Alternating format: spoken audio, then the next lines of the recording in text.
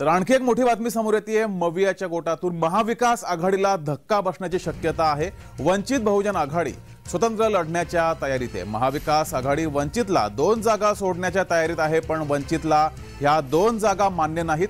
महाविकास आघाडीच्या बैठकीत वंचितनं 27 जागाबाबत प्रस्ताव दिला होता। वंचितला 2 ते 3 जागा मान्य नसून त्यांच्या सर्वेनुसार 6 जागे त्यांचे उमेदवार निवडून येण्याची शक्यता आहे। त्यामुळे महाविकास आघाडीचा फॉर्म्युला त्यांना मान्य नाही। वंचितची अधिक जागांची मागणी आहे।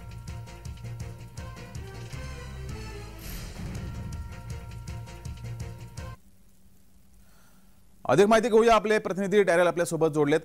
डॅरेल, वंचितची नेमकी भूमिका काय असणार आहे? वंचितला महाविकास आघाडीकडून ज्या 2 जागांचा प्रस्ताव येतोय तो मान्य नाहीये, त्यांना अधिक जागा हव्यात। जगदीश, नक्कीच आपण पाहिलं तर महाविकास आघाडीला मोठा धक्का बसण्याची शक्यता आहे, कारण वंचित बहुजन आघाडी जी आहे ती स्वतंत्र लढण्याची तयारीत आहे, अशी माहिती जी आहे ती विश्वसनीय सूत्रांनी दिली आहे। गेल्या आठवड्यात 2 दिवस ट्रायडेंट हॉटेलमध्ये महाविकास आघाडीची बैठक पार पडली आणि या बैठकीत वंचित बहुजन आघाडीने 27 जागांसंदर्भात प्रस्ताव दिला होता। त्यांचं असं म्हणणं होतं की महाविकास आघाडीमध्ये येण्यापूर्वी जे आहे ते आमच्या या 27 जागांवरती आमची पक्ष बांधणी सुरू होती आणि 27 जागांपैकी काही जागा अशी आहेत जिथे आम्ही कॉम्प्रोमाइज करू, पण काही सीटवर आम्ही कॉम्प्रोमाइज करणार नाही। पण जी आता सूत्रांनी माहिती दिली आहे त्यानुसार महाविकास आघाडी जी आहे ते वंचितला फक्त 2 ते 3 जागा सोडण्याच्या तयारीत आहे आणि ते वंचित बहुजन आघाडीला मान्य नाही, कारण की वंचित बहुजन आघाडीने केलेल्या सर्वेनुसार त्यांच्या सर्वेत असं म्हटलंय की जर वंचित स्वतंत्र लढले तर त्यांना 6 सीट लोकसभेचे निवडून येऊ शकतात आणि त्यामुळेच जर महाविकास आघाडीने वंचितला 2-3 जागा सोडल्या तर वंचितला ते मान्य नसेल आणि वंचित जे आहे ते स्वतंत्र लढण्याच्या तयारीत आहे, अशी खात्रीलायक माहिती सूत्रांनी दिली आहे। जगदीश,